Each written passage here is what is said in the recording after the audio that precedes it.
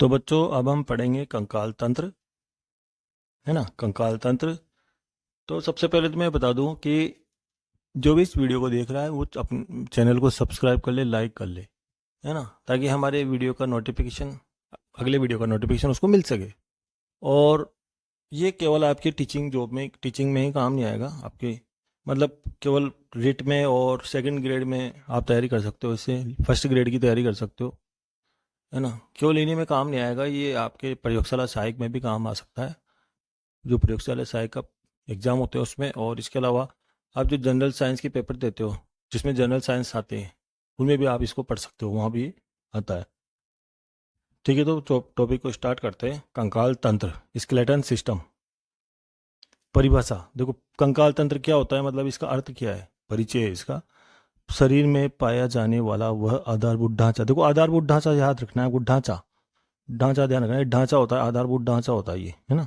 जो शरीर को गति क्या प्रदान करता है, शरीर को गति प्रदान करता है, आकृति प्रदान करता है, सुरक्षा सुरक्षा भी प्रदान करता है, सहायता प्रदान करता है ये।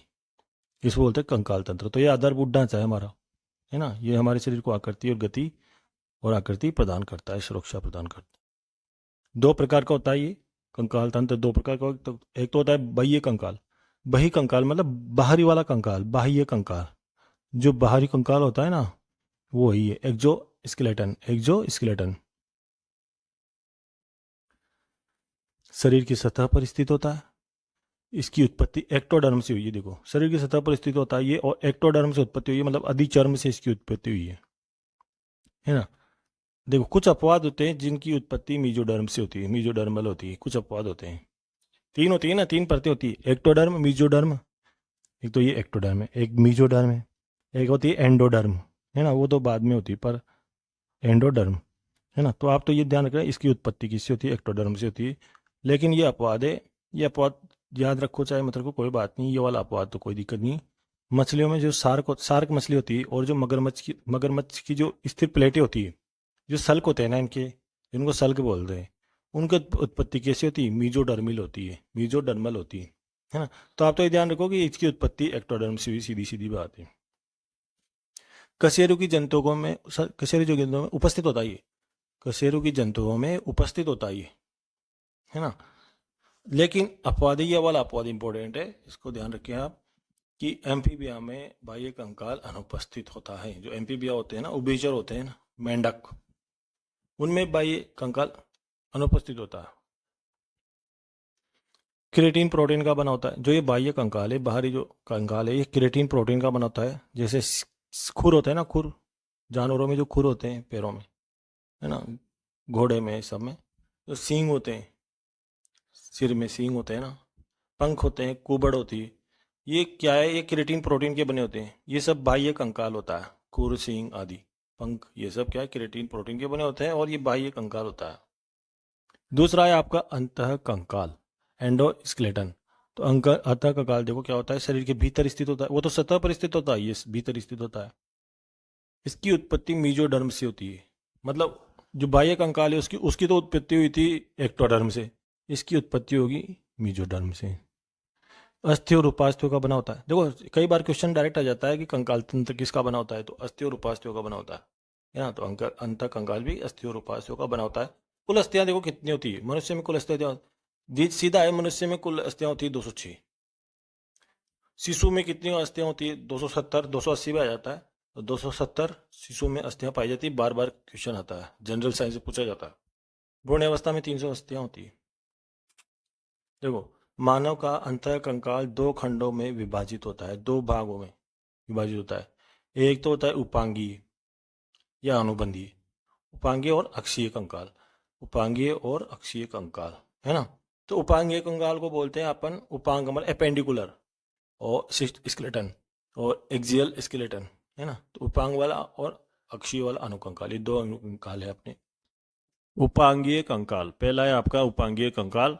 तो आप इसमें देखो ये अपेंडिकुलर सिस्टम, तो देखो इसके क्या क्या क्या होता है, ये उपांगीय कंकाल क्या होता है, शरीर के पार्श्व भागों में स्थित होता है। जो हमारे जो पार्श्व भाग होते हैं ना, जैसे दोनों हाथ, दोनों पैर, है ना, ये, इनमें हाथ और पैरों की अस्थियां भी सम्मिलित होती है ना। खरगोश में इनमें इसमें खरगोश में 128 और मानव में 126 अस्थियां होती है। अग्रपाद पे देखो, इसको 4 भागों में विभक्त किया गया है। 4 भाग इसके कौन कौन से हैं?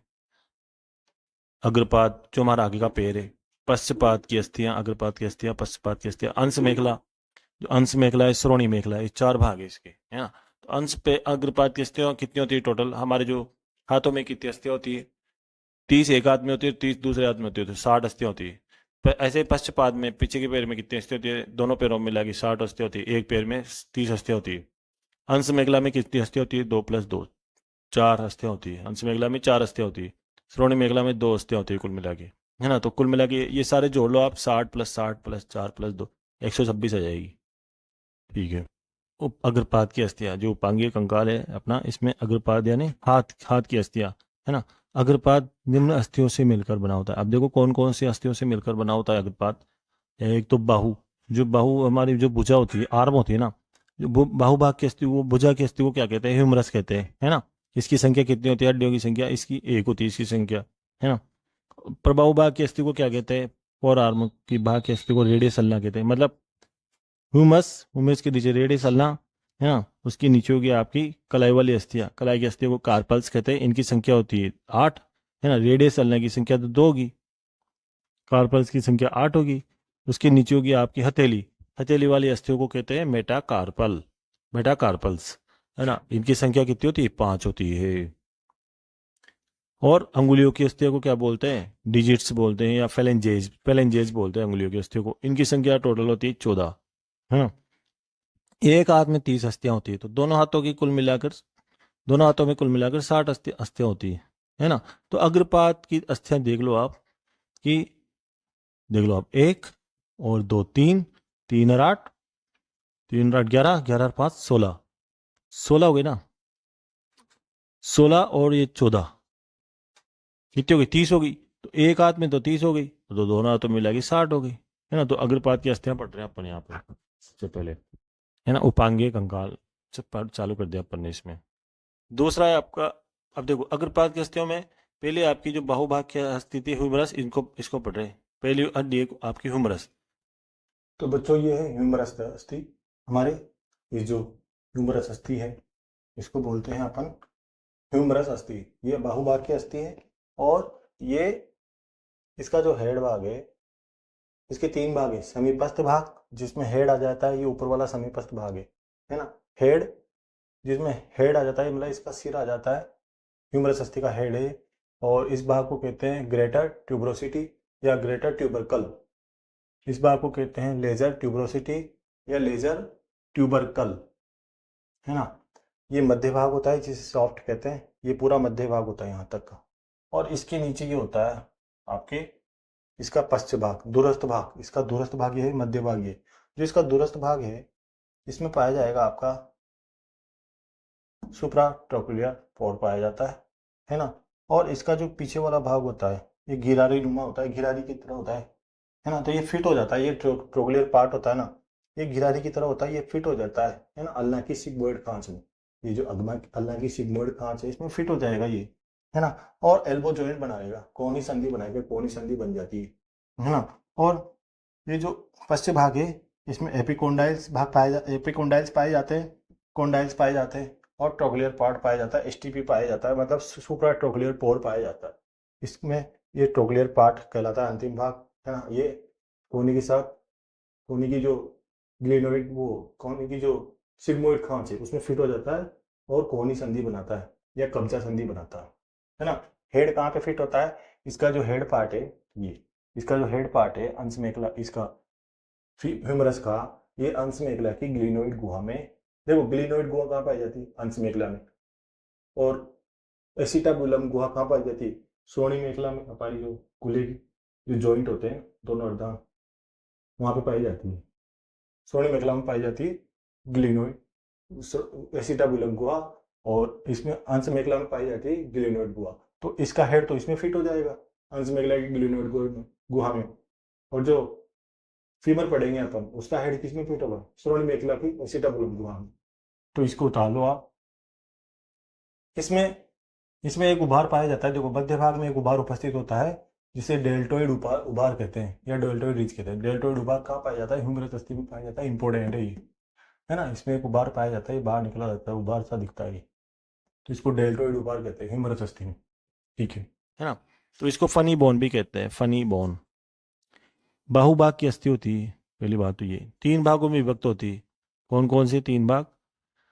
इस समीपस्थ भाग होता है एक तो, है ना, एक तो समीपस्थ भाग होता है, एक दूरस्थ भाग होता है, एक मध्य भाग होता है, एक दूरस्थ भाग होता है।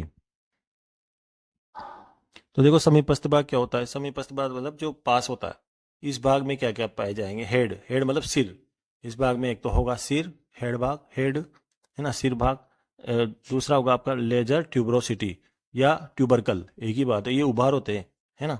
तो इस हड्डी में पाए जाने वाले, अस्थि में पाए जाने वाले उभार होते हैं। इसको ग्रेटर ट्यूबरोसिटी या ट्यूबरकल भी बोलते हैं, ग्रेटर ट्यूबरकल, है ना, ग्रेटर ट्यूबरकल, ट्यूबरकल या ग्रेटर ट्यूबरोसिटी।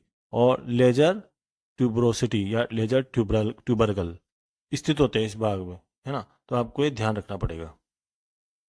मध्य भाग में क्या है? इस मध्य भाग, ये भाग कैसा होता है? लंबा और बेलनाकार भाग होता है, जिसे क्या कहते हैं? सॉफ्ट, सॉफ्ट कहते हैं। इस भाग में डेल्टोइड उभार पाया जाता है। डेल्टोइड उभार स्थित होता है इस भाग में, है ना। तो ह्यूमरस अस्थि के इस भाग में डेल्टोइड उभार स्थित होता है। तो ह्यूमरस अस्थि में डेल्टोइड उभार कहाँ पाया जाता है? ह्यूमरस अस्थि में। तीसरा भाग है दूरस्थ भाग। इस भाग में एसटीपी स्थित होता है, मतलब सुप्रा ट्रोक्लियर पोर, सुप्रा ट्रोक्लियर पोर स्थित होता है। कॉन्डाइल्स स्थित होते हैं, कॉन्डाइल्स, है ना। और एपिकॉन्डाइल्स स्थित होते हैं इस भाग में, है ना। यह भाग घिरारी नुमा होता है, घिरारी होते हैं ना गोल गोल, जिसे ट्रोक्लियर पार्ट कहते हैं। घिरारी नुमा होता है यह भाग, जिसे ट्रोक्लियर पार्ट कहते हैं। यह अल्ना की सिग्मोइड खांच में फिट होता है, मतलब इसमें अल्लाह की जो सिग्मोइड खांच है ना, उसमें ये ट्रोक्लियर पार्ट फिट होएगा और एल्बो जॉइंट बनाएगा, है ना, या कोहनी संधि बनाएगा, या हिंज हिंज संधि भी कहते हैं इसको, या कब्जा संधि भी कहते हैं। 4-5 नाम है, आपको सारे नाम ध्यान रखने पड़ेंगे, है ना। तो हिंज संधि कौन बनाता है? ये बनाती है एक तो इसकी सिग्मा, जो अल्लाह की सिग्मोइड खांच है ना, अल्लाह में मतलब कोहनी में पाई जाएगी ये हिंज संधि या कब्जा संधि। कब्जा संधि किसे बोलते हैं? कोहनी को बोलते हैं, ऐसे ध्यान रखना आप, है ना। तो ये है, मतलब जो ये है ना, इसका ह्यूमरस का ट्रोक्लियर पार्ट, अल्ना जो संधि है, अस्थि है अल्ना की, ये बाद में पढ़ेंगे अपन। अल्ना रेडियस, अल्ना जो यहाँ पे आएगी आपकी, अल्ना जो अल्ना अस्थि है, इसमें वो इसमें पाई जाती है सिग्मोइड खांच। उसमें ये जो इसका भाग है ट्रोक्लियर पार्ट है, जो घिरानुमा भाग है, ह्यूमरस अस्थि का दूरस्थ भाग है, ये उसमें फिट हो जाता है ना, ताकि वो संधि बन जाती है, जिसको कोहनी संधि बोलते हैं। तो कोहनी में ये पाई जाती है आपकी अल्ना संधि और ह्यूमरस, अल्ना संधि और ह्यूमरस संधि का जॉइंट। अब दूसरी अस्थि है आपकी रेडियस अल्ना। तो देखो बच्चों, ये है आपके रेडियस और अल्ना, रेडियस संधि, रेडियस अस्थि और अल्ना अस्थि, है ना। तो मतलब ये तो हुई मेरे से हुई। अब आपकी ये है रेडियस और अल्ना, है ना। तो रेडियस है ना, ये छोटी होती है, ये वाली रेडियस है, ये वाली रेडियस है पूरी, है ना। और ये जो इतनी बड़ी है पीछे, ये है अल्ना, अल्ना अस्थि। ये तो रेडियस पतली होती है, छोटी सी होती है, पतली होती है, जबकि अल्ना होती है मोटी होती है, लंबी होती है, मजबूत होती है अल्लाह, ये वाली पूरी। ये जो अल्लाह है पूरी, ये अल्लाह है, और ये जो रेडियस है, ये यहाँ से पूरी अल्लाह है, पूरी अल्लाह है। अल्लाह और रेडियस के बीच, अस्थि के बीच, ये जो बीच में उपस्थित होती है ना, इस बीच में उपस्थित झिल्ली को क्या बोलते हैं? एक झिल्ली उपस्थित होती है, जिसे इंट्रोसियस झिल्ली कहते हैं। इंट्रोसियस झिल्ली, इंट्रोसियस मेम्ब्रेन कहते हैं इसको, ये पूरी को, है ना। ये तो है आपके रेडियस, ये रेडियस है, और ये अल्ना है पूरी। इस अल्ना में क्या क्या उपस्थित होते हैं? एक तो ये ओलेक्रोनल उपरवर्ध पाया जाता है, प्रोसेस, ओलेक्रोनल प्रवर्ध या प्रोसेस पाया जाता है किसमें? अल्लाह में। ये, और इस अल्लाह में क्या पाया जाता है? सिग्मोइड खांच पाई जाती है। सिग्मोइड खांच, ये देखो, ये वाली सिग्मोइड खांच बोलते हैं, ये खांच, है ना। और ये अल्ना खोटी संधि पाई जाएगी, इनकी पाइवट संधि पाई जाएगी, किनके बीच? ये जो रेडियस है यहाँ पे, ये किससे जुड़ती है? अल्लाह से जुड़ती है। ये अस्थि है ना, अल्लाह है, ये रेडियस है, तो ये एक संधि पाई जाती है, यहाँ जुड़ी होती है। इसे खूटी संधि बोलते हैं, पाइवट संधि बोलते हैं, है ना। पाइवट संधि बोलते हैं इसको, पाइवट जॉइंट बोलते हैं, या खूटी संधि बोलते हैं। और ये जो सिग्मोइड खांच है ना, अल्लाह में पाई जाती है सिग्मोइड खांच। ये सिग्मोइड खांच एल्बो जॉइंट बना देती है, किससे? ह्यूमरस से, है ना। ठीक है। इनकी संख्या 2 होती है, प्रबाहु भाग की अस्थियां होती है, ठीक है। तो यहाँ पे देखो आप बाहुभाग की अस्थियां होती है ना, और इनकी दो तीन संख्या कुल मिले, एक तो रेडियस एक अल्लाह, है ना। रेडियस क्या होती है, छोटी होती है, पतली कमजोर अस्थि होती है। और अल्लाह के साथ क्या कौन सी जॉइंट बनाती है, पाइवोइड जॉइंट या खूटी संधि या पाइवोइड जॉइंट बनाती है ना। तो रेडियस और अल्लाह के बीच पाई जाएगी पाइवोइड जॉइंट या खूटी संधि, और ह्यूमरस और अल्लाह के बीच कौन सी संधि पाई जाएगी, कब्जा संधि पाई जाएगी, है ना। अल्लाह लंबी मोटी और मजबूत अस्थि होती है, जबकि रेडियस कैसी होती है, पतली होती है, छोटी पतली कमजोर होती है, जबकि अल्लाह कैसी होती है, वो लंबी मोटी मजबूत होती है। इसमें सिग्मोइड खांच और ओलेक्रेनॉन प्रवर्ध उपस्थित होते हैं। तो जो अल्लाह होती है ना, उसमें एक सिग्मोइड खांच उपस्थित होगी और ओलेक्रेनॉन प्रवर्ध पाए जाते हैं। तो परीक्षा में ध्यान रखिए कि सिग्मोइड खांच किस में पाई जाती है और ओलेक्रेनॉन प्रवर्ध किस में पाया जाता है। रेडियस और अल्लाह के बीच इंट्रोसियस झिल्ली उपस्थित होती है। कौन सी झिल्ली, इंट्रोसियस झिल्ली पाई जाती है इनके बीच। अब देखो तीसरी अस्थि अग्रपाद की, हमारी हाथ की तीसरी अस्थि कौन सी है, कार्पल्स। देखो ये हमारी कलाई वाली अस्थियां और हथेली वाली अस्थियां, इनको बोलते हैं कार्पल्स। ये जो कार्पल्स है यहाँ पे, है ना, इनको बोलते हैं, ये इनकी, इनको कार्पल्स बोलते हैं। इनकी संख्या 8 होती है ना, 2+4+4, दो कतारों में होती है, 4 ऊपर होती है 4 नीचे होती है ना। ये कार्पल्स होती है दोनों। और इनके बाद पाई जाती है आपकी मेटा कार्पल, जो ये मेटा का ये है ना, हथेली, हथेली ये मेटा कार्पल्स होती है। और जो उंगलियां वाली होती है ना, ये डिजिट्स बोलते हैं इनको। जो उंगलियां है ना, 3 टपोरी, 1 2 3, ये 3 हस्तियां, तो इनको डिजिट्स बोलते हैं या फेलेंजाइज बोलते हैं। ये अंगूठे में 2 होती है, इधर 1 2, है ना। मेटा कार्पल 5 होती है, कार्पल्स 8 होती है ना। और डिजिट्स 14 होती है, 14 होती है। 2 इसमें होती है, 3 3 3 3, 12 इनमें होती है, 2 इसमें होती है, और मतलब 14 होती है कुल मिला के, पांचों, है ना, पांचों डिजिट्स में, फेलेंजेस में। ठीक, कार्पल्स जो कलाई में पाई जाती है ना, कलाई में, वो कलाई की अस्थियों को कहते हैं अपन कार्पल्स। और इनकी कुल संख्या होती है 8, कलाई में जो हमारे अस्थियां पाई जाती है हाथ की, है ना। और 2 कतारों में पाई जाती है, 2 लाइन में पाई जाती है ना। एक तो 4 ऊपर होगी, 4 नीचे होगी, तो 4+4 के रूप में होती है ना। मेटाकार्पल्स देखो आप, मेटाकार्पल्स उस जो होती है डी मेटाकार्पल्स, तो ये क्या होती है, हथेली में पाई जाती है। हथेली में हथेली बाग की अस्थियां होती है ना। और कुल संख्या कितनी होती है इनकी, 5 होती है। मेटाकार्पल्स की संख्या कितनी होती है, 5 होती है। तो परीक्षा में ध्यान रखना आप कि जो मेटाकार्पल्स है वो कहाँ पाई जाती है, हमारे हाथ में पाई जाती है, ना कि पैर में, है ना, या कमर में, है ना। लंबी होती है, छड़नुमा होती है, छड़ की आकृति की होती है। पांचवी आप पांचवी आपकी डिजिट्स या फेलेंजेस। तो डिजिट्स या फेलेंजेस क्या होती है, अंगुली भाग में होती है। तो अंगुली भाग की जो अस्थियां होती है इनको डिजिट्स बोलते हैं। कुल संख्या इनकी 14 होती है ना। और डिजिट्स इनका फॉर्मूला क्या होता है, इनका सूत्र क्या होता है, तो 2 तो अंगूठे में होते हैं और 4 ये 3+3+3+3, 4 बार तो 14 होती है कुल मिला के, है ना। तो 2 तो हमारे अंगूठे में होती है, अंगूठे में कितनी होती है, 2, और तीनों उंगलियों में बाकी 3 3 होती है। तो 4 उंगलियां होती है, तो 3 3 होती है अस्थियां। पश्चपाद की अस्थियां। पश्चपाद में निम्न अस्थियां पाई जाती है। देखो कौन कौन से अस्थियां पाई जाती है पश्चपाद में। पश्चपाद की अस्थियां दूसरी है, देखो पश्चपाद की अस्थियां, है ना। आपके उपांगी कंकाल चल रहा है, तो उसमें देखो आप, दूसरा है आपका पैर की, मतलब पैर की अस्थियां। तो पश्चपाद में निम्न अस्थियां पाई जाती है। कौन कौन सी अस्थियां देखो पाई जाती है पश्चपाद में, हमारे पैर में, पीछे जो पैर होते हैं ना उनमें, जो जंगा होता है, सबसे पहले जांग होती है ना, जांग की अस्थि को क्या कहते हैं, तो जांग की अस्थि को फीमर कहते हैं। ये क्वेश्चन बार बार आता है।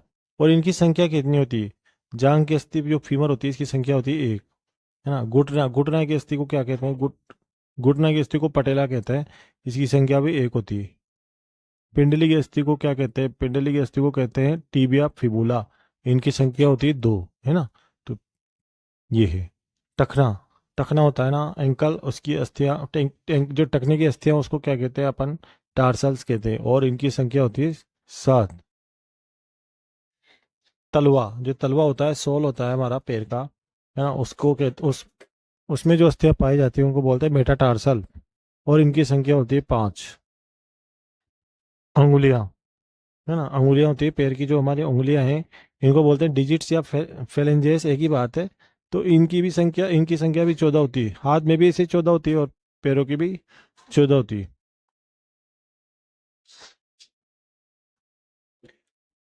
तो देखो आप बच्चों, कि जंगा में होती है एक फीमर, है ना, और दूसरी आपकी पटेला, घुटने वाली को अस्थि को बोलते हैं पटेला। तो एक तो ये, और एक दो, और दो चार, चार और सात 11, 11 और 5 16, 16 और 14 30 हो गए, है ना। तो देखो पश्चपाद में भी मतलब एक पैर में 30 अस्थियां पाई जाती है। दोनों पैरों में कुल मिलाकर कितनी अस्थियां पाई जाती है? 60 अस्थियां पाई जाती है। तो 60 ही हाथों में पाई जाती है, 60 ही पैरों में पाई जाती है ना। फीमर, तो देखो आप पहले आपकी है फीमर। तो बच्चों ये है फीमर अस्थि हमारी, फीमर, फीमर अस्थि।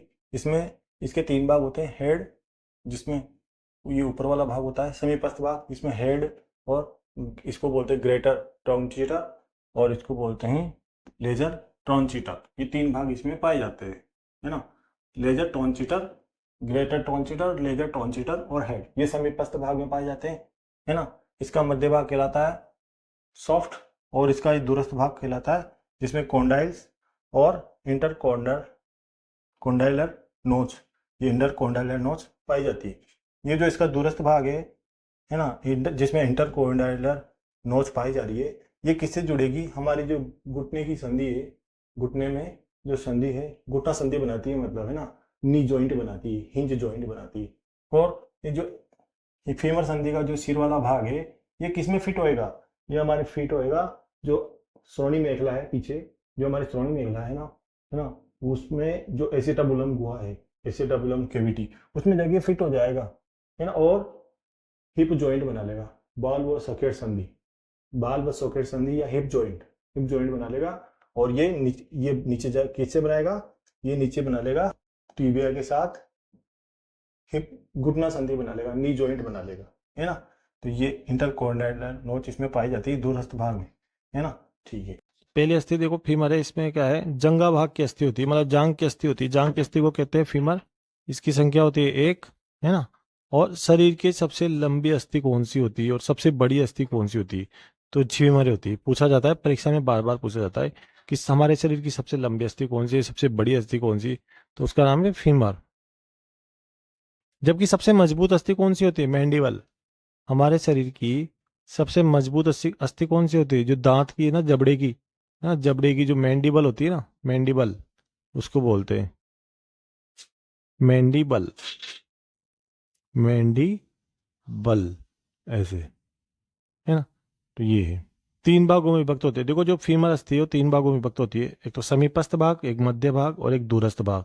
तो समीपस्थ भाग को देखो आप सबसे पहले, इस भाग में हेड मतलब सिर, हेड, ग्रेटर और लेजर ट्रॉन्चिटर, ट्रॉन्चिटर भी बोलते हैं, ट्रॉन्कीटर भी बोलते हैं, है ना।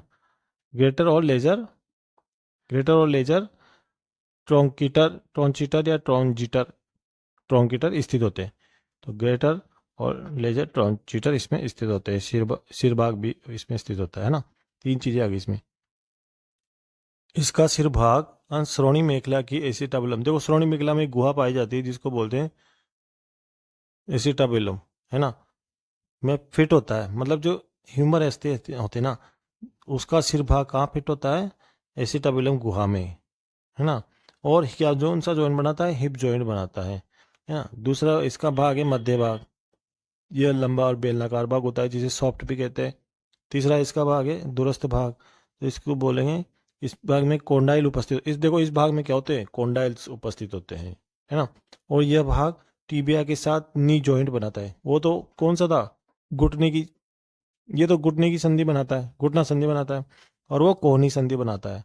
तो इस जो घुटने की संधि है इसको क्या बोलते हैं? हिज या कब्जा, कब्जा संधि या हिज संधि, इंज संधि, है ना। ये है।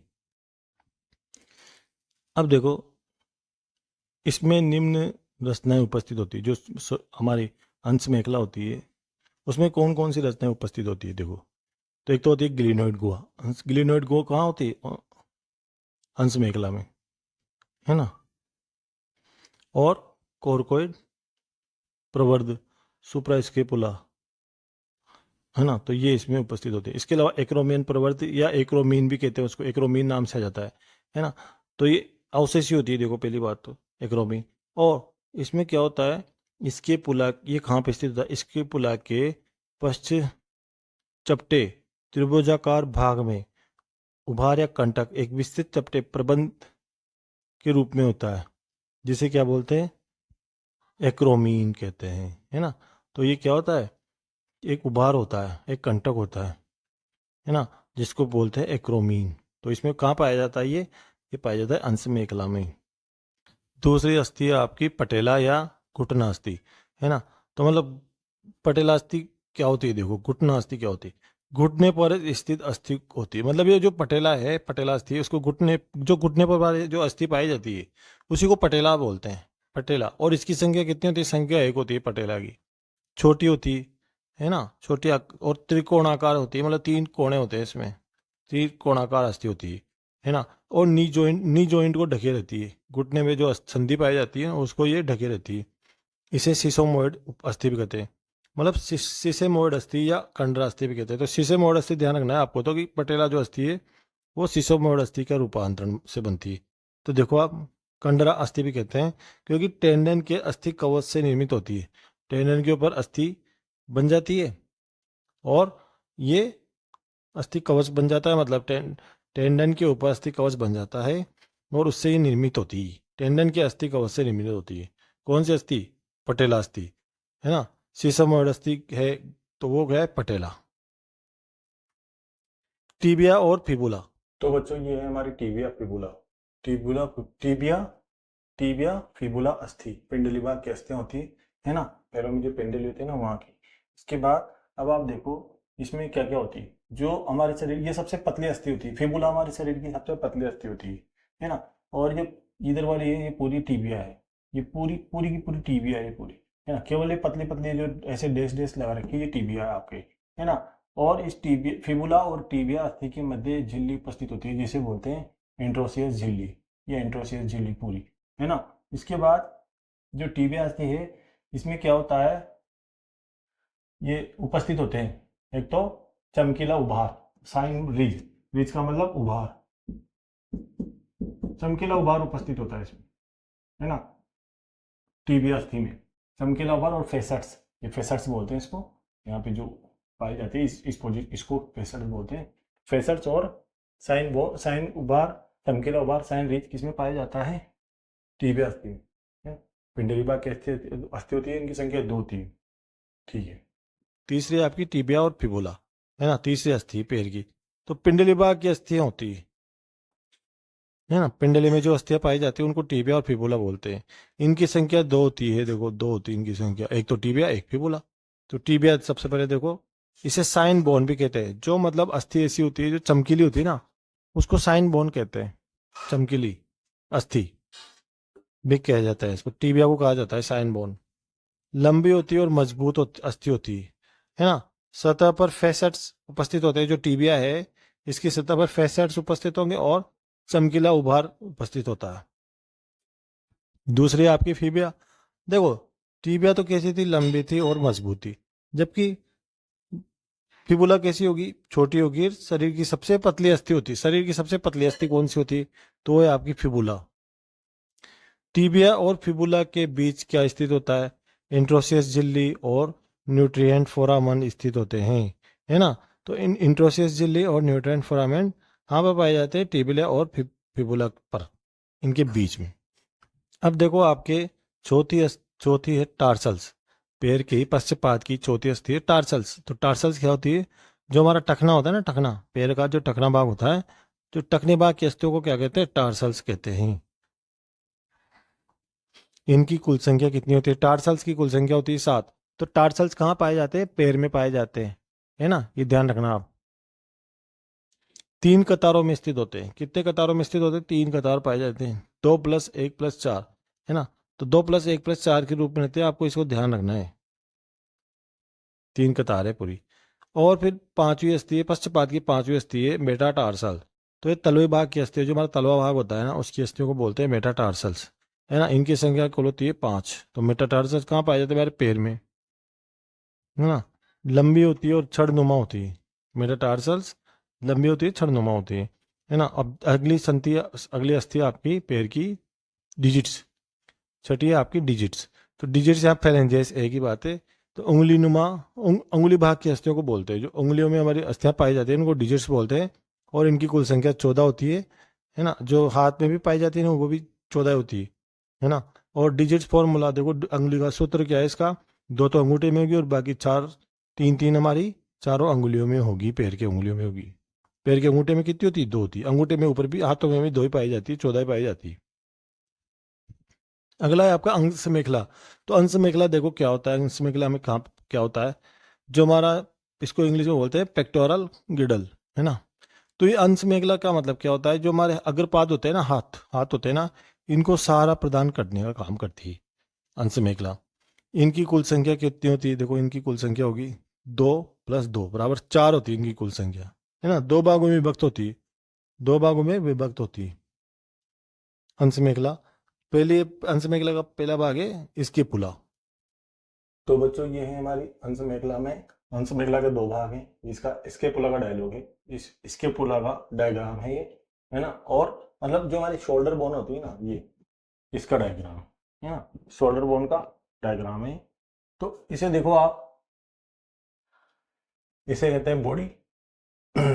ये जो गुहा पाई जाती है इसमें, इसको बोलते हैं ग्लिनोइड गुहा, है ना, ग्लिनोइड गुहा। इसमें जो ह्यूमरस अस्थि है, इसका हेड आके फिट हो जाता है, हेड आके इसमें फिट हो जाता है ना।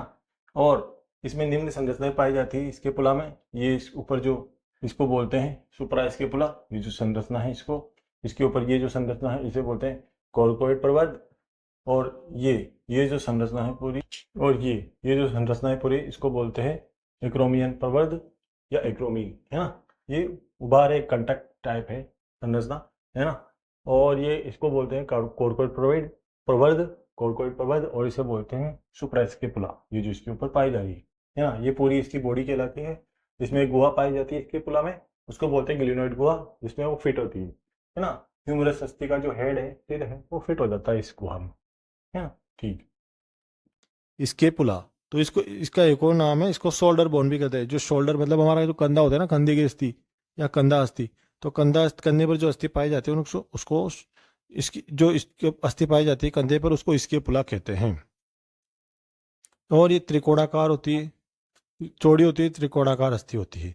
आप तो ये ध्यान रखना, शोल्डर बोन किसको बोलते हैं, इसके पुला को कहते हैं। या कंधा अस्थि किसको बोलते हैं, इसके पुला को कहते हैं। इसके पुला अस्थि में पाया जाता है। तो ये कहाँ पे पाया जाता है, अंश एक्रोमिन प्रवर्ध अंश मेखला में पाया जाता है, और इसके पुलास्थि में पाया जाता है। दूसरी देखो अस्थि इसकी क्लेविकल या कॉलर बोन भी कहते हैं इसको, है ना। जो हमारी कॉलर, इसको कॉलर बोन भी कहते हैं या ब्यूटी बोन भी कहा जाता है इसको। तो क्लेविकल है ये। तो देखो आप, लंबी होती है, पतली होती है और कमजोर अस्थि होती है ना। इसके अलावा ऐसा आकृति की होती है, ऐसा आकृति की कौन सी अस्थि होती है, तो वो उसको बोलते हैं क्लेविकल, है ना। और ये क्या करती है, इसके पुला और स्टर्नम के बीच बोनी लिंक का कार्य करती है, मतलब ये जोड़ने का काम करती है ना। बोनी का मतलब अस्थिल और लिंक का मतलब जोड़ना, तो वो जोड़ने का काम करती है क्लेविकल। अंश मेखला हो गया।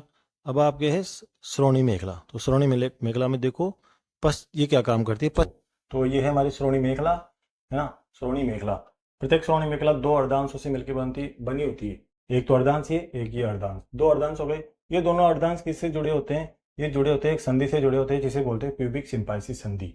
ये वाली, ये जुड़े हुए दोनों इससे जुड़े हुए हैं, है ना। और प्रत्येक जो अर्धांश है भ्रूणीय अवस्था में 3 अस्थियों से मिलकर बना होता है।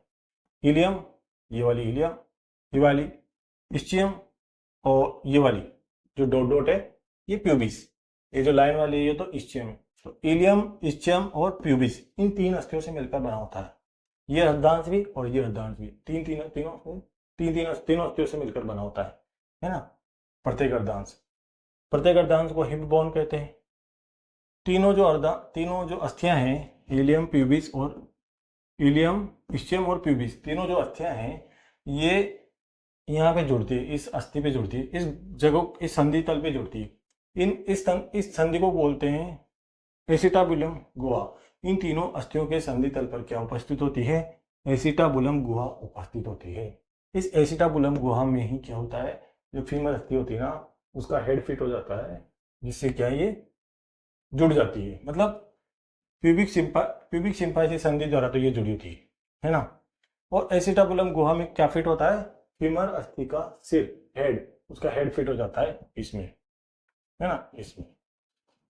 तो ये है पाद को सहारा प्रदान करती है, मतलब पैरों को जो हमारे सहारा प्रदान करती है ना, वो यही है ना। कुल अस्थियों की संख्या कितनी होती है? कुल अस्थियों की संख्या होती है 2। श्रोणी मेखला कुल अस्थियों की संख्या 2 होती है, 2 अर्धांशों से मिलकर बनी होती है ना, जिन्हें क्या कहते हैं? हिप बोन कहते हैं। हिप हिप बोन कहते हैं, मतलब है ना, हिप मतलब कुल है, और बोन यानी अस्थियां, कुल्ले की अस्थियां कहते हैं मतलब। प्रत्येक हिप बोन भ्रूणीय अवस्था में 3 अस्थियों के मिलने से बनती है। मतलब ये 3 अस्थियां मिलकर बनाएगी इनको, है ना। प्रत्येक देखो 2 होती है, 2 अस्थियों से और प्रत्येक जो दोनों अस्थियां है ना, वो पूर्ण अवस्था में 3 हिप बोन से मिलकर 3 अस्थियों से मिलकर बनती है। इलियम प्यूबिस इस्चियम, है ना, इलियम प्यूबिस इस्चियम। तीनों अस्थियों के संधि स्थल पर एसिटाबुलम गुहा उपस्थित होती है। जो तीनों अस्थियां होती है, इन पर, इनके संधि स्थल पर क्या पाई जाती है? कौन सी गुहा पाई जाती है? एसिटाबुलम गुहा उपस्थित होती है। दोनों अर्धांश आपस में किससे जुड़े होते हैं? प्यूबिक सिंफाइसिस नामक संधि से जुड़े होते हैं। जो इसके अर्धांश है ना, श्रोणी मेखला 2 अर्धांशों से मिलकर बनती है, देखो। और ये दोनों अर्धांश है ना, इन दोनों अर्धांशों को कहते हैं हिप बोन। तो ये जो दोनों अर्धांश है ना, वे किससे जुड़े होते हैं? प्यूबिक सिंफाइसिस नामक संधि द्वारा जुड़े होते हैं ये। तो देखो इसमें अक्षीय कंकाल, देखो अक्षीय कंकाल में क्या है? अक्षीय दूसरा है अपना अक्षीय कंकाल, दूसरा है अपना अक्षीय कंकाल, है ना। तो अक्षीय कंकाल में कुल अस्थियां कितनी होती है? 80 होती है। 80 अस्थियां पाई जाती है ना। 80 अस्थियों का बना होता है। यह शरीर की अनुदैर्ध्य दूरी के समानांतर होता है, या मध्य में दूरी में स्थित अस्थियों का बना होता है। मतलब ये किस कौन सी जो हमारे शरीर में मध्य में पाई जाती है ना, जो अस्थियां, है ना, उनके उनका बना होता है अक्षीय कंकाल। एक अक्ष में बना होता है, जो एक अक्ष में पाई जा रही है, एक धुरी में पाई जा रही है ना। एक अनुदैर्ध्य लॉन्गिट्यूडनल जो धुरी होती है, उसमें जो अस्थियां पाई जाती है, जैसे हमारी जो 4 भागों में विभक्त होता है ना। जैसे खोपड़ी, 4 भाग कौन कौन से? अक्षय कंकाल के अंदर कौन कौन से अस्थियां आती है? एक तो खोपड़ी आती है, सिर, हमारा सिर, है ना। और कशेरुक दंड जो हमारी रीढ़ की हड्डी है। एक पसलियां आती है ना, जो हमारी छाती में दोनों तरफ 12 निकली रहती है, दोनों साइडों में फैली रहती है। एक स्टर्नम जो हमारी छाती में बीच में होती है, बिल्कुल। तो देखो आप, 4 भाग हैं इसके, है ना। एक तो खोपड़ी, इसमें 29 अस्थियों का बना होता है। खोपड़ी कितनी अस्थियों की बनी होती है? 29 अस्थियों की। कई बार आपके 22 अस्थियां भी आ जाती है, तो 22 अस्थियों में केवल दो अस्थियों को जोड़ लेते हैं। एक तो कपाल की, जो हमारा ललाट है, कपाल की अस्थियां, और चेहरे की अस्थियां।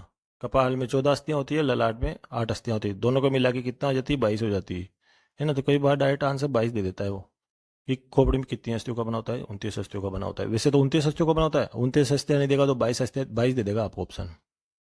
तो 29, है ना। और कशेरुक दंड मतलब वर्टिब्रल कॉलम, ये कितनी अस्थियों का बनी होती है? 26 अस्थियों की। और पसलियां 24 अस्थियों की बनी होती है। स्टर्नम 1 अस्थि होती है ना, बीचों बीच होती है छाती में। अक्षीय कंकाल देखो कितने अस्थि हो जाएगी टोटल? 29 और 26 और 24 और 1, इन सबको जोड़ लोगे तो आप 80 अस्थि हो जाएगी। अब देखो अक्षीय कंकाल में खरगोश में कितनी कितनी अस्थियां पाई जाती है? मनुष्य में तो 80 होती है, लेकिन खरगोश में होती है 126।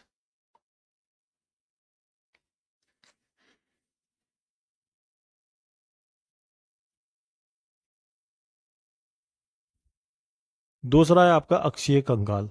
तो देखो अक्षीय कंकाल क्या होगा?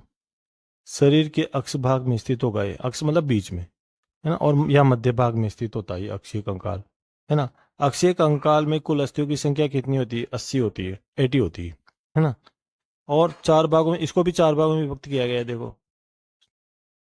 उपांगीय कंकाल को भी 4 भागों में विभक्त किया गया था, है ना। इसको भी 4 भागों में विभक्त किया गया है। जैसे पहला है आपका खोपड़ी, पहला है या खोपड़ी या स्कल या करोटी, करोटी या स्कल। सिर भाग का कंकाल होता है, सिर भाग का कंकाल होता है। तो खोपड़ी या करोटी में कुल अस्थियों की संख्या कितनी होती है? देखो 29 आता है वैसे तो, है ना, लेकिन जनरल कभी कभी 22 भी आ जाता है परीक्षा में, तो है ना। अगर 29 नहीं देगा तो 22 देगा आपको, 22 नहीं देगा तो 29 देगा, दोनों में से एक आ जाएगा। क्यों? क्योंकि जब 22 मानते हैं ना अपन, जब उसमें केवल अपन है ना केवल कपाल को गिनते हैं और चेहरे की अस्थियों को गिनते हैं, कपाल और चेहरे की अस्थियों को मिलकर 22 हो जाती है। कपाल में 8 अस्थियां पाई जाती है और चेहरे में 14 अस्थियां पाई जाती है। तो 8 और 14 22 हो गई ना।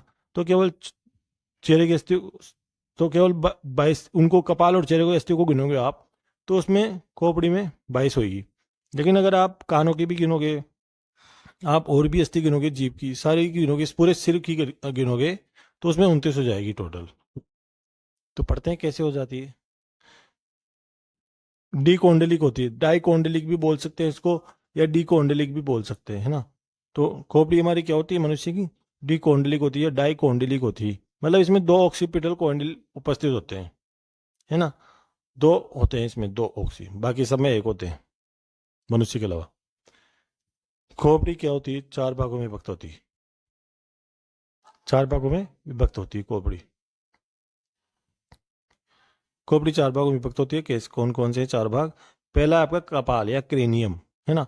तो देखो कुल 29 होती है खोपड़ी सिर में हमारे, तो 8 तो इसमें होगी। इसमें कुल अस्थियों की संख्या कितनी होती है, 8 तो इसमें हो जाएगी, है ना। अब कौन कौन सी, 8 तो कपाल में हो जाएगी, है ना। और देखो आप चेहरे में कितनी होती है, चेहरे में आपकी होती है 14, 8 और 14 14 22 हो गई ना। कपाल, फिर उसके बाद चेहरा, है ना। फिर उसके बाद कर्ण आ जाएगा, कान आ जाएंगे हमारे। तो कान में कितनी होगी, 6, 14 और 6 20। 8 तो कपाल में, चेहरा 14, चेहरे पे 14, है ना। और कर्ण में कितनी होती है, ये 6, है ना। तो कितनी हो गई, 28 हो गई ना। 8 और 14 22 और 6 28, 28। और एक आखिरी है उडुपास्थि, जो जीवा के आधार पर होती है, कंठ के पहले स्थित होती है, समझिए। तो यहीं पे कंठ के आसपास बता देना आप तो, या जीवा के आधार पर बता देना। तो टोटल 29 होती है। अब इसमें आप अगर केवल कपाल की जोड़ दोगे और चेहरे की जोड़ दोगे, केवल कपाल की, कपाल में कितनी होती है, 8 होती है ना। और चेहरे में कितनी होती है, 14 होती है। तो आप इसको, चेहरे में कितनी होती है, 14 होती है। तो आप इसको बता देना भाई 14 और 8 22 होते हैं। तो 22 मान लिया जाता है। तो देखो आप सबसे पहले कपाल की अस्थियां, कपाल की अस्थियां क्रेनियम, है ना। तो इसमें कुल अस्थियों की संख्या कितनी होती है, 8 होती है। अस्थियां कैसी होती है, चौड़ी होती है और चपटी होती है। देखो चपटी होगी जब हमारे सिर पे अस्थियां, हड्डियां। और अस्थियां आपस में किससे जुड़ी होती है, सिवनियों की सहायता से जुड़ती है, सटर की सहायता से जुड़ती है ना। जो सचर होते हैं उनकी सहायता से जुड़ती है। ये अचल संधि होती है, अचल संधियां पाई जाती है ना, क्योंकि वो हिलती थोड़ी, मूवमेंट थोड़ी करती है अस्थियां सिर की, है ना। और कपाल एक खोखली गुहा होती है, खोखली रचना होती है, मतलब ये, इसमें पाई जाने वाली गुहा को क्या बोलते हैं, कपाल गुहा बोलते हैं, क्रेनियम कैविटी कहते हैं। कपाल गुहा में एक छिद्र पाया जाता है, देखो, जिसे क्या बोलते हैं, फोरामन ऑफ मैग्नम, फोरामन ऑफ मैग्नम, या कपाल का महारंध्र, महारंध्र भी कहते हैं इसको, है ना। तो ये है कपाल गुहा में जो पाया जाता है छिद्र, उसको फोरामन ऑफ मैग्नम कहते हैं। फोरामन का मतलब ही छिद्र होता है। अब देखो कपाल में पाई जाने वाली अस्थियां, कपाल में कौन कौन सी अस्थियां, उनके प्रकार क्या हैं, देखो आप, 8 अस्थियां होती है। ट्रिक से याद करना है आपको, कैसे याद करोगे, स्टोफी याद कर लो आप, स्टोफी, है ना। स्टोफी याद कर लो आप। तो कैसे याद करोगे, देखो, एस से स्टोफी पहली वाली अस्थि, फिर टी से दूसरी वाली आ जाएगी, ओ से तीसरी वाली अस्थि आ जाएगी, ऐसे ले लो। तो पहला जो स्टोफी है ना, इसका एस ले लो आप। तो इस एस से बना आपका स्फिनोड अस्थि। फिर टी का, टी उसके बाद आपके आता है, एस के बाद टी आता है, टी से आपका बनेगा टेम्पोरल अस्थि, है ना। फिर टी के बाद आता है यहाँ ओ आता है, तो ओ से बनेगा आपका ऑक्सीपिटल अस्थि, बोन, ऑक्सीपिटल बोन या अस्थि एक ही बात है। फिर पी से पेराइटल अस्थि। फिर एफ से फ्रंटल बोन बन जाता है ना। फ्रंटल बोन मतलब जो ललाट पर स्थित होता है ना। हमारे सिर के ललाट पर सामने से जो दिखाई देता है ललाट, जिस पर हम तिलक लगाते हैं, उस पे, उसको बोलते हैं फ्रंटल बोन। उसके बाद आपको ई से बनेगा, यहाँ पे लास्ट में ई आ रहा है, उससे बने एथमोइड बोन, या जो ये नेत्र से संबंधित होती है ना। तो आपके नाम इस ट्रिक से याद हो जाएंगे, स्टोफी से।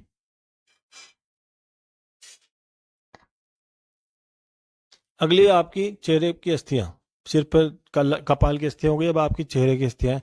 तो चेहरे में कुल अस्थियों की संख्या 14 होती है ना। अब देखो 2 प्रकार की होती है, एक तो ये युग्मित होती है और अयुग्मित होगी। तो देखो 6 तो युग्मित होगी, युग्मित का मतलब 2 के रूप में, कपल के रूप में, है ना, युग्म में पाई जाएगी कपल के रूप में, मतलब 2 × 6, प्रत्येक जो युग्मित है ना, तो 2 × 6 = 12 हो गई ना, 12 तो यही हो गई, और 2 अयुग्मित होगी, मतलब अकेली पाई जाएगी, वो युग्म में नहीं पाई जाएगी वो, है ना, सिंगल होगी वो। तो उनका नाम है वोमर और मैंडिबल। ये दो वोमर, 2 अस्थियां ऐसी है जो अयुग्मित है। कौन कौन सी? वोमर और मैंडिबल। अब देखो, मैंडिबल जबड़े की चल अस्थि होती है, अस्थि होती है मतलब हड्डी होती है, जबड़े की चलने वाली अस्थि होती है। मैंडिबल हमारे शरीर की सबसे मजबूत अस्थि होती है, सबसे मजबूत हमारे शरीर की कौन सी है? मैंडिबल। और सबसे लंबी कौन सी है? फीमर। सबसे लंबा अस्थि है, लंबी अस्थि है फीमर। अब देखो, युग्मित अस्थियों को कैसे याद करोगे आप? युग्मित अस्थियों को याद करोगे आप, Z L N was PM of India. कौन था ये? पीएम था इंडिया का। कौन? Z L N. ऐसे डायरेक्ट याद रखना, Z L N, Z L N was PM of India. तो ये मैंने मोटे मोटे प्रिंट कर रखे हैं। इसका मतलब है कि आप ये इसके डायरेक्ट अस्थियों के नाम है। वैसे जरूरी नहीं है आप इनको याद करो, चेहरे की अस्थियों को, क्योंकि आपने सिर की अस्थियां देख ली बस। और कशेरुक दंड की अस्थियों को जरूर याद करना है आपको। चाहे तो आप जरूरी नहीं सिर की अस्थियों को भी याद करो, कोई जरूरी नहीं, ना तो सिर की अस्थियां याद करो, बस आप संख्या याद कर लो, इनकी टोटल नंबर कितने होते हैं संख्या, है ना। तो जेड से आपका है जाइगोमेटिक बोन, एल से लेक्रिमल बोन, एन से नोजल बोन। यहाँ वाज का मतलब तो कुछ भी नहीं है, पी है यहाँ। पी का मतलब क्या होगा? पी का मतलब है आपका पेलेटाइन बोन। और फिर इसके बाद आई, ये जो आई है इसका मतलब है आपका एम। एम छूट गया आपका। एम का मतलब है मैक्सिला बोन, है ना। और जो आई है लास्ट में, इसका मतलब है आपका इन्फीरियर टर्बाइनल बोन, इन्फीरियर टर्बाइनल बोन, है ना। तो कोई जरूरी नहीं है आप इनके नाम याद करो, सिर भाग के अस्थियों के नाम की भी याद करने की जरूरत नहीं है, आपको केवल संख्या याद होना चाहिए, है ना। कर्ण अस्थियां देखो, कान में पाई जाने वाली, मध्य कान में उपस्थित होती है।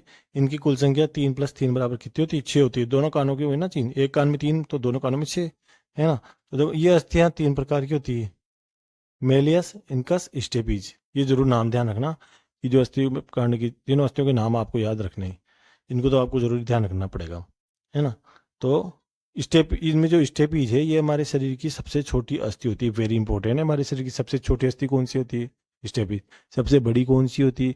सबसे बड़ी सबसे लंबी होती है आपकी फीमर। और सबसे मजबूत कौन सी होती है? सबसे मजबूत होती है आपकी मैंडिबल।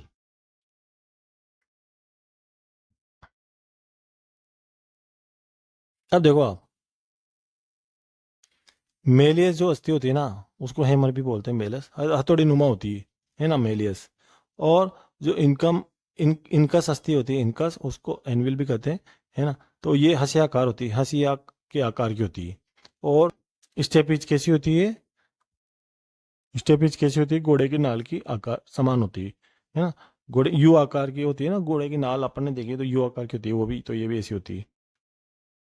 जो कर्ण अस्थियां हैं उनका क्रम ध्यान रखना है आपको, बाहर से भीतर की ओर का क्रम ध्यान रखना है आपको।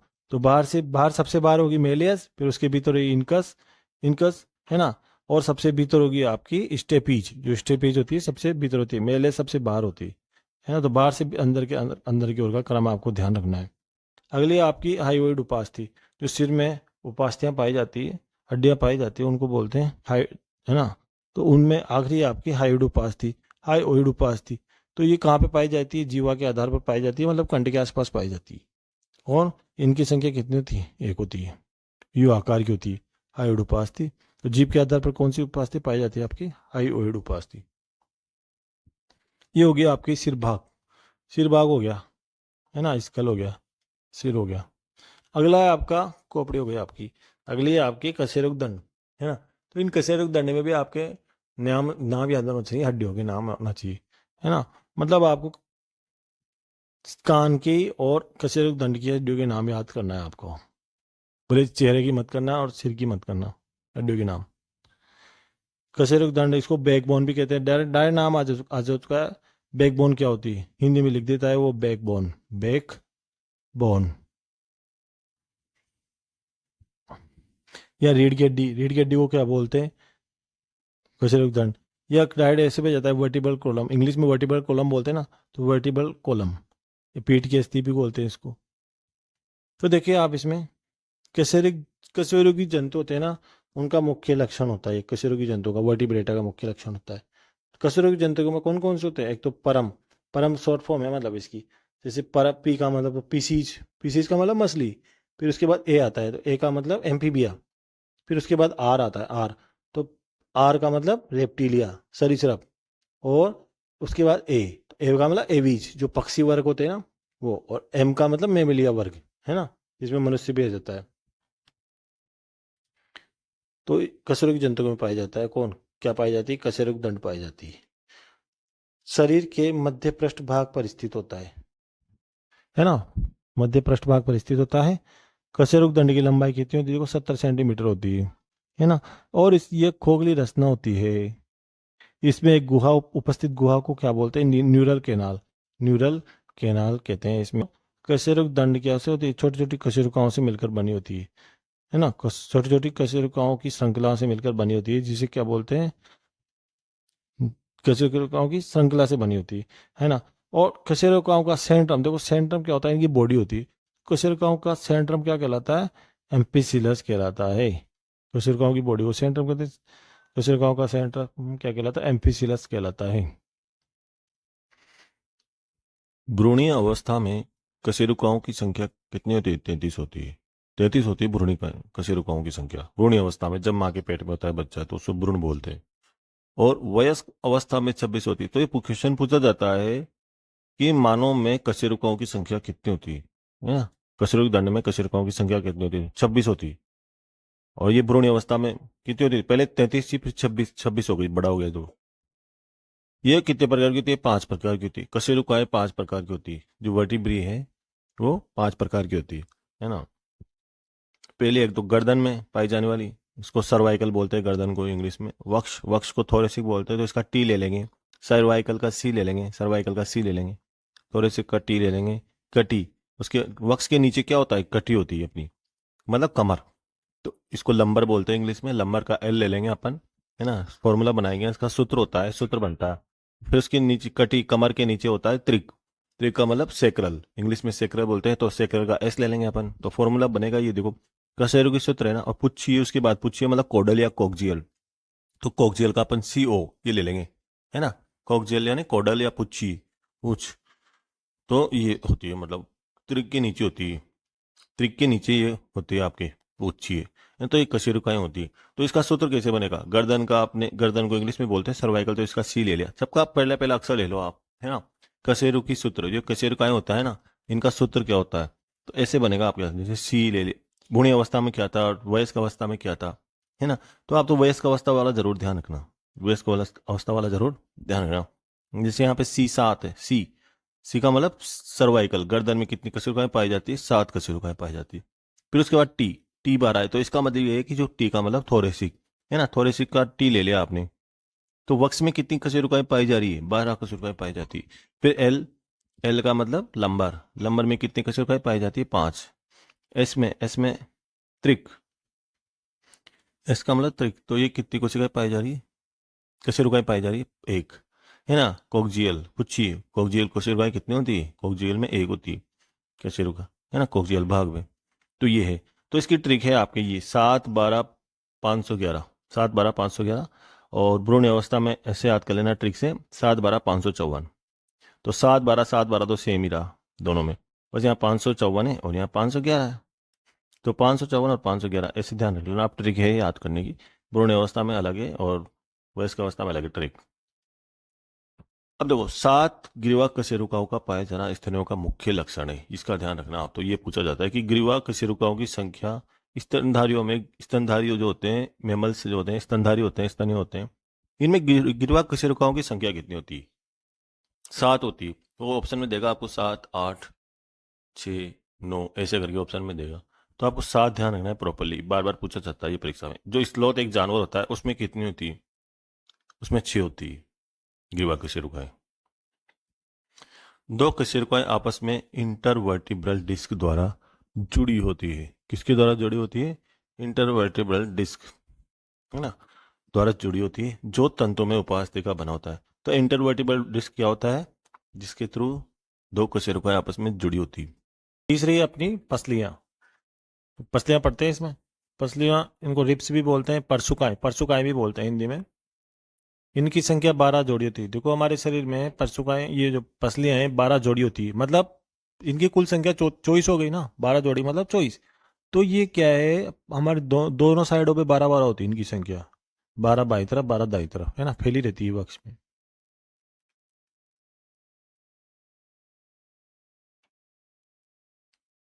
तो बच्चों ये हमारी पसली है ना, पसली का चित्र है ये। इसके 3 भाग होते हैं, प्रत्येक पसली के 3 भाग होते हैं। ये ऊपर वाला वर्टिब्रल भाग, मतलब कशेरुकी की भाग, कशेरु हिंदी में ध्यान रखो आप। तो ये वाला भाग कहलाता है कशेरुकी की भाग, ऊपर वाला। ये दूसरा वाला भाग जो घुमावदार भाग है ना, चपटा है और घुमावदार भाग है, इसको बोलते हैं घुमाव, तो इसको बोलते हैं बॉडी, है ना। ये तीसरा भाग है, ये अंतिम भाग है, इसको बोलते हैं उरोस्थी भाग, मतलब ये उरोस्थी से जुड़ता है, ये भाग उरोस्थी से जुड़ता है। और जो कशेरुकी भाग है, ये कशेरुका से जुड़ जाता है। इसके 2 सिर वाला भाग होता है, 2 सिर होते हैं, 2 हेड होते हैं, 2 सिर होते हैं। एक को बोलते हैं, ऊपर वाले को बोलते हैं कैपिटुलम, एक को बोलते हैं कैपिटुलम, है ना, कैपिटुलम। और इस वाले भाग को बोलते हैं ट्यूबरकुलम, इसको बोलते हैं कैपिटुलम, इसको बोलते हैं ट्यूबरकुलम। ये 2 सिर होते हैं इसके, है ना। तो ये कुल मिला के हेड, ये कशेरुकी की भाग होता है ये वाला, है ना।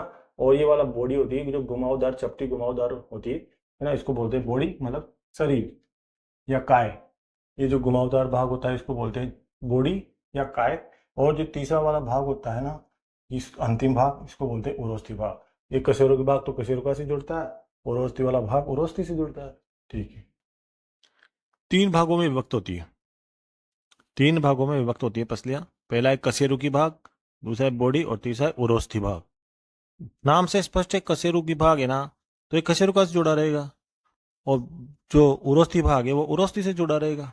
बॉडी, बॉडी जो शरीर होता है, मतलब बीच वाला भाग होता है बॉडी, है ना। तो ये जो कशेरुकी भाग है, ये कशेरुक दंड से जुड़ा रहेगा।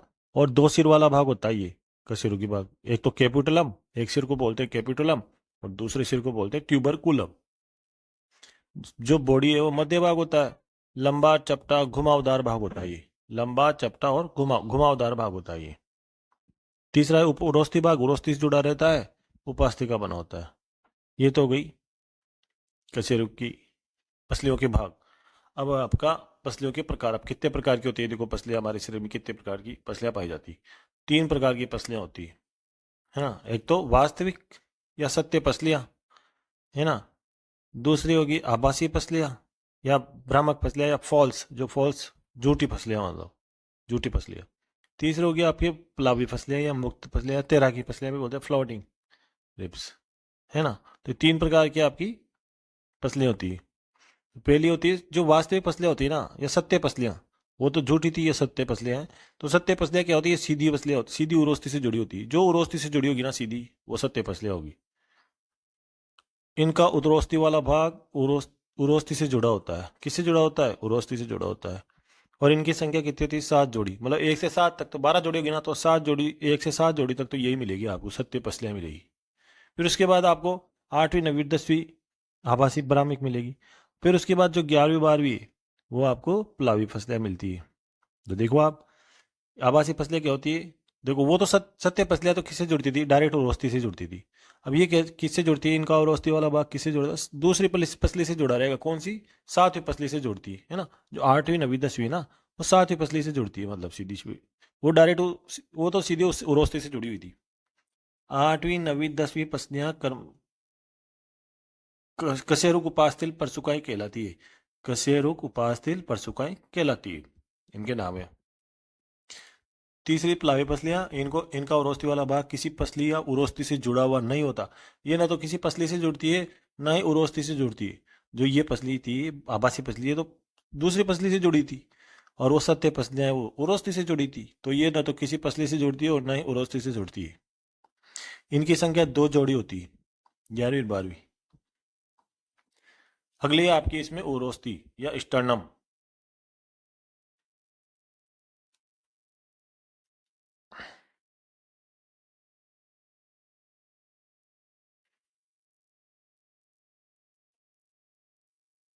जो अगली है आपकी उरोस अगली है आपकी उरोस्थी। जो अक्षीय कंकाल का चौथा भाग है इरोस्थी, मतलब ये छाती में पाया जाता है। ये अपनी छाती में होता है सीधा, सीधी हड्डी होती है, ब्रेस्ट बोन, छाती की अस्थि भी कहते हैं, स्तन की हड्डी भी कहते हैं इसको, स्तन की हड्डी या वक्ष अस्थि, वक्ष में पाई जाती है ना। एक होती है इसकी संख्या एक होती है, चपटी सी होती है, लंबी सी चपटी सी अस्थि होती है और 15 सेंटीमीटर लंबी होती है। इससे ही पसलियाँ जुड़ी होती है, जो सत्य पसलियाँ होती है ना, पसलियाँ इससे ही निकलती है, मतलब इससे जुड़ी होती है ना। 3 भागों में विभक्त होती है, जो स्टर्नम है उस रोस्ती है, ये 3 भागों में भर्ती होती है। क्या नाम है इनके? मेनोब्रियम, बॉडी और उरोस्थी प्रवर्ध या जिफोइड बोलते हैं। तो मेनोब्रियम, बॉडी और जिफोइड, है ना, ये है 3 भाग इसकी। अब देखो, ये अक्षय कंकाल तो खत्म हो गया, अब अपने पढ़ते हैं संधि या जोड़, है ना। इस चैप्टर में अगला टॉपिक है संधि या जोड़ या जॉइंट्स। ये जॉइंट्स क्या होते हैं? जैसे हाथ में, पैर में, घुटने में जो जॉइंट्स होते हैं ना, कोहनी में, ये जॉइंट्स होते हैं। हंस मेखला, श्रोणी मेखला की जो कंधे के जॉइंट्स होते हैं, कुल्ले के जॉइंट्स होते हैं, इनको ये पढ़ेंगे अपन। तो देखो आप, संधियों का अध्ययन क्या कहलाता है? इंपॉर्टेंट है ऑर्थोलॉजी। जो ऑर्थोलॉजी क्या होता है? संधियों का अध्ययन कहलाता है। ये पूछा जाता है बार बार जनरल साइंस वाले पेपर्स में, इंपॉर्टेंट है। दो अस्थियों के बीच पाया जाने वाला जुड़ाव संधि कहलाता है। संधि या जोड़ भी कहते हैं इसको। तो दो अस्थियों के बीच पाया जाने वाला जुड़ाव होता है ये, है ना। मतलब दो संधियां इससे जुड़ी रहती है। जोड़ों को 3 संरचनात्मक रूपों में वर्गीकृत किया गया है। मतलब 3 प्रकार का होता है संधि। संधि 3 प्रकार की होती है, जोड़ 3 प्रकार के होते हैं। एक तो रेखीय जोड़, एक उपास्थीय जोड़, एक साइनोवियल जोड़, है ना। रेखीय संधियां, उपास्थीय संधियां या साइनोवियल संधियां, है ना। तो देखो, ये रेखीय संध्या है ना, इनको अचल संध्या भी बोलते हैं। मतलब ये तो अगतिशील होगी। रेखीय संध्या ये अगतिशील होगी, जो उपास्थीय संध्या है ये आंशिक गतिशील होगी, थोड़ी सी गति करेगी, है ना। और जो साइनोवियल संध्या है ना, या साइनोवियल जोड़ है ना, ये सबसे ज्यादा गति करती है। तो देखो आप पहला देखो, रेखीय संधियां, इनको या अचल संधि भी कहते हैं, इनको अचल, है ना, जो चल नहीं सकती। ये अगतिशील होते। इस प्रकार की गतियों में गति संभव नहीं होती है, गति नहीं होती है, ये नाम से स्पष्ट है। रेसे जोड़ या रेसे जो संधियां होती है, किसी किसी भी प्रकार की गति नहीं होने देते हैं ये, है ना। एक ही बात है, इसमें साइनोवियल गुहा नहीं पाई जाती। गुहा पाई जाती तो गति करते, मूवमेंट करते। साइनोवियल गुहा में साइनोवियल द्रव भरा होता है, लिक्विड भरा होता है इस गुहा में, है ना, जिससे गति करते हैं। अस्थियों के मध्य कोई अवकाश नहीं पाया जाता। अवकाश का मतलब गुहा, तो अवकाश नहीं पाया जाएगा। साइनोवियल गुहा भी नहीं, उसको साइनोवियल गुहा बोलते हैं। और साइनोवियल गुहा में साइनोवियल द्रव भरा होता है, इससे गति होती है इनकी, घर्षण नहीं होता साइनोवियल द्रव से, है ना। साइनोवियल द्रव से घर्षण नहीं होता। तो देखो, रेशे डायरेक्ट उदाहरण आता है परीक्षा में तो आपके, कि निम्न में से अचल संधि है, निम्न में से रेशे संधि है। तो जो कपाल होता है ना हमारा मस्तिष्क या करोटी, जो कपाल की जो अस्थियां होती है ना, वो इसका उदाहरण है। सिवनिया, कपाल में जो सिवनिया होती है, अस्थियां जो जुड़ी होती है, या दांत, इसके उदाहरण है। दांतों में इस प्रकार की पाई जाती है संधि। दूसरी आपकी उपास्थीय संधि या अपूर्ण चल संधि। चल मतलब चल तो सकती है लेकिन पूरी नहीं चल सकती। गतिशील तो होती है लेकिन कम गतिशील होती है, आंशिक गतिशील होती है। उपास्थीय संधि, इन संधियों पर कुछ मात्रा में गति संभव होती है, थोड़ी सी गति कर पाती है। संधियों पर उपास्थि उपस्थित होती है। उपास्थि तो पाई जाएगी इनमें, लेकिन साइनोवियल गुहा नहीं पाई जाएगी। साइनोवियल गुहा नहीं पाई जाएगी, तो इनमें भी ढंग से गति नहीं कर पाएंगे। तो देखो, उपास्थि संधियों के उदाहरण है, उपास्थि जोड़ के उदाहरण है। एक तो कशेरुक दंड। कशेरुक दंड में जो कशेरुकाएं होती है ना, उनके बीच इनवर्टिब्रल डिस्क इसका नाम है, या प्यूबिक सिंपाइसिस संधि। ये दोनों क्या है? उपास्थि जोड़ है, उपास्थि संधियां हैं, अपूर्ण चल संधियों के उदाहरण है। डायरेक्ट उदाहरण ध्यान रखना परीक्षा में। तीसरी है आपकी साइनोवियल संधि, मतलब चल संधि, है ना। तो ये सर्वाधिक गतिशील होती है। देखो, अब साइनोवियल नाम से स्पष्ट है ना, सर्वाधिक गतिशील होगी ये, है ना।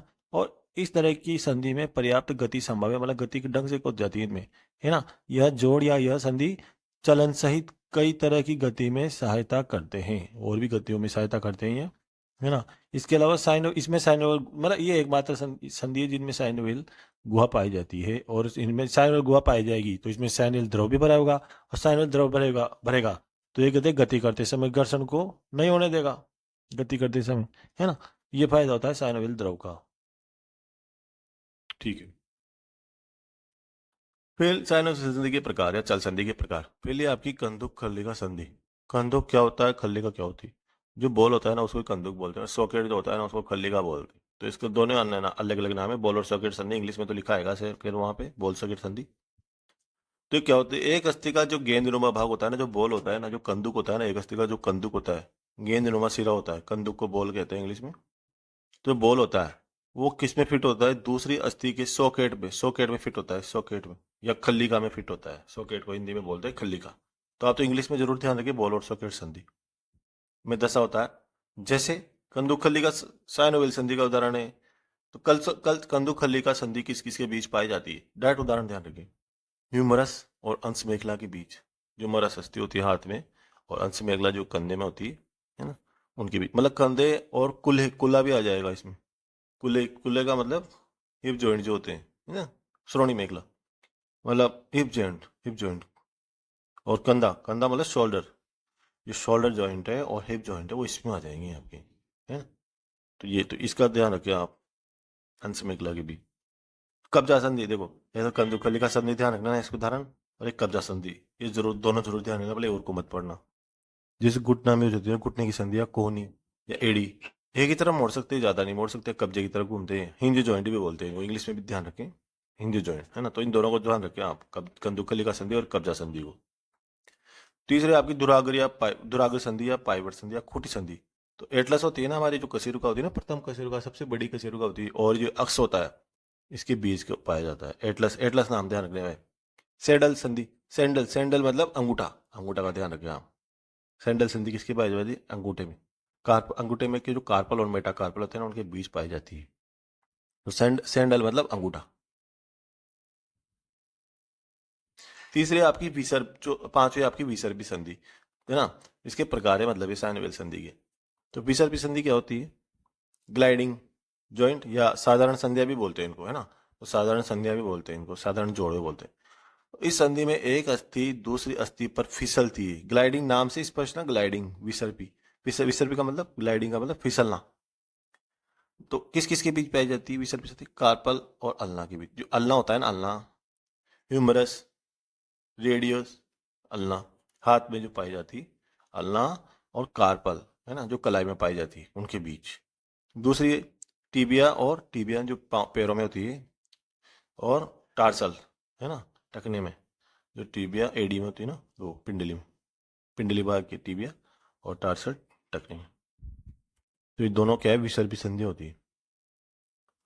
अब देखो, कंकाल तंत्र के विकार क्या होते हैं, विकार मतलब रोग, कंकाल तंत्र से संबंधित कौन कौन से रोग होते हैं। जैसे इसका नाम है माइस्थेनिया ग्रेविस, ये जरूर पूछा जाता है परीक्षा में। या एक यहाँ पे गाउट, गाउट का मतलब है यूरिक अम्ल, यूरिक अम्ल सोच लेना आप, तो गाउट का मतलब यूरिक अम्ल, ध्यान रखना आप, यूरिक अम्ल पर टिक कर देना परीक्षा में। माइस्थेनिया ग्रेविस देखो क्या होता है, ये एक स्व प्रतिरक्षा रोग है सबसे पहले तो। हाशीमोटो भी रोग है, एक स्व प्रतिरक्षित रोग है हाशीमोटो, जो थायरॉक्सिन हार्मोन की वजह से होता है ना। और ये स्व प्रतिरक्षा रोग ये भी है, माइस्थेनिया ग्रेविस भी, है ना, जो तंत्रिका पेशी संधि को प्रभावित करता है ना। और इसमें, इससे क्या होता है, कमजोर कंकाली पेशियों का पक्षाघात हो जाता है, लकवा मार जाता है, मतलब एक तरह से पक्षाघात हो जाता है उनमें, है ना, जो कंकाली पेशियां होती हैं उनमें। दूसरा है मस्कुलर डिस्ट्रोफी। तो मस्कुलर डिस्ट्रोफी क्या होता है, इस रोग में विकारों के कारण कंकाल पेशी का अनुक्रमित अपासन होता है, मतलब उसका नुकसान होता है लगातार, है ना, नष्ट होती होती है वो कंकाली पेशी। तो बात है कि आप तो एक गाउट वाला बहुत आता है परीक्षा में। गाउट का मतलब सीधा आप तो यूरिक अम्ल, जो जोड़ होते हैं ना हमारे, संधियां होती है ना, उनमें यूरिक अम्ल जमा हो जाता है, सीधे सीधी बात। तो गाउट किस वजह से होता है, यूरिक अम्ल की वजह से होता है। वेरी इंपॉर्टेंट लाइन है। अब देखो, कुछ महत्वपूर्ण बिंदु हैं जो आपके जनरल साइंस में पूछे जाते हैं इस कंकाल तंत्र से संबंधित, है ना, या आपके एग्जाम में, किसी भी एग्जाम में पूछ ली जाती हैं। जैसे आपके कंडरा और टेंडन तो बहुत ज्यादा पूछा जाता है, या ये अस्थियां किसकी बनी होती है। तो देखो आप पहले समझ लेते हैं इनको। अस्थियां कैल्शियम फॉस्फेट या फॉस्फोरस की बनी होती है ना, ध्यान रखना, वेरी इंपॉर्टेंट है कि अस्थियां काय की बनी होती है, कैल्शियम की बनी होती है, या कैल्शियम फॉस्फेट का मतलब फॉस्फोरस, है ना, कैल्शियम फॉस्फेट या फॉस्फोरस की बनी होती है। मतलब इनको देखो आप, दांतों को यही बनाता है, दांतों को अस्थियां भी यही बनाता है, हड्डियां, है ना। अब देखो, स्नायु बंधन, लिगामेंट नाम आ जाता है, या स्नायु बंधन नाम आ जाता है। तो ये क्या होते हैं, अस्थियों को अस्थियों से जोड़ते हैं, ये बहुत आता है, ये लिगामेंट और कंडरा, ये बहुत आते हैं। टेंडन, ये टेंडन और ये स्नायु बंधन लिगामेंट, ये बहुत आता है परीक्षा में। अस्थियों को तो अस्थियों से कौन जोड़ते हैं? स्नायु बंधन। और अस्थियों को पेशियों से कौन जोड़ता है? और और अस्थियों को पेशियों से कौन जोड़ता है? अस्थियों को अस्थियों से जोड़ते हैं तो लिगामेंट, स्नायु बंधन। और अस्थियों को पेशियों से कौन जोड़ता है? मांसपेशियों से, कंडरा या टेंडन। टेंडन नाम जरूर ध्यान रखें, है ना। इंग्लिश में मांसपेशियों में थकान किसके कारण होती है? लैक्टिक अम्ल का इकट्ठा हो जाता है ना पेशियों में, हमारी जो पेशियां हैं ना उसमें लैक्टिक अम्ल इकट्ठा हो जाता है। जब भी तो हम एक्सरसाइज करते हैं, जिम जाते हैं तो वहाँ पे एक्सरसाइज करते हैं, कहीं दौड़ते हैं तो वहाँ थक जाते हैं हम। थके हुए क्यों महसूस होती है? मांसपेशियों में थकान क्यों होती है? तो इस वजह से आती है, लैक्टिक अम्ल जमा होता है पेशियों में। एटलस को प्रथम ग्रीवा कशेरुका, प्रथम ग्रीवा कशेरुका एटलस को बोलते हैं। सबसे बड़ी भी ये होती है, देखो ग्रीवा कशेरुका। मनुष्य में कितनी अस्थियां होती है? 206 हड्डियां होती है, ध्यान रखें आप।